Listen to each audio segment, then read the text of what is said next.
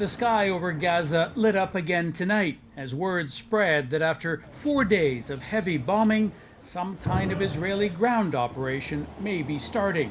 Troops, tanks, and artillery have been massing at the border between southern Israel and Gaza for days. This while the battles raged overhead. Hundreds of rockets fired out of the Palestinian territory, aimed all over Israel. And a withering assault by Israeli drones and missiles hitting targets in Gaza, leaving more than 100 dead, including top Hamas militant commanders. Today, between the sound of missiles, the call to prayer echoed across Gaza.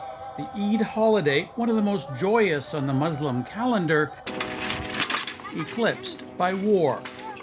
The Sakala family left their house when they got a text message warning moments before an Israeli missile destroyed it. It's hard for the children, says their mother Sobhia.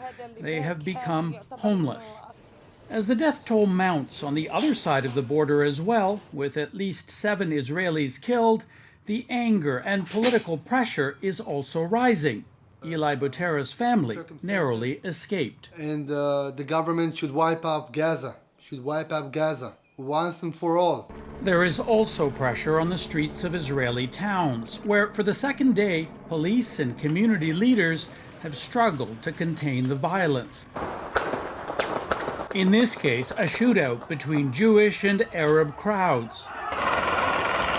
Israeli leaders have condemned the clashes, but critics say they've also encouraged Jewish extremists for years.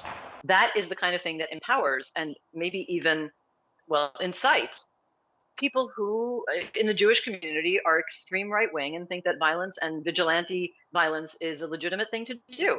So, Sasha, a lot of signs now of a ground offensive in the works. What's your sense of what we can expect? It'll be very interesting. There's a lot of pressure inside Israel to go in, but there's also going to be a lot of pressure internationally from the Americans and from others not to go in and not to be seen to be escalating. So I know that you spent time in the Jerusalem Bureau. You've covered a lot there. What's your instinct about what's different this time?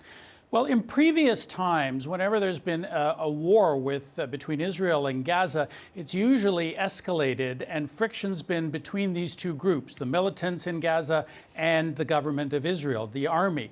In this case, what's precipitated it has been issues in Jerusalem, issues of land and people being kicked out and religious frictions over the Al-Aqsa Mosque. So the source is inside Israel, not something with Gaza directly. Okay, interesting. Sasha Petrusek, thank you. My pleasure.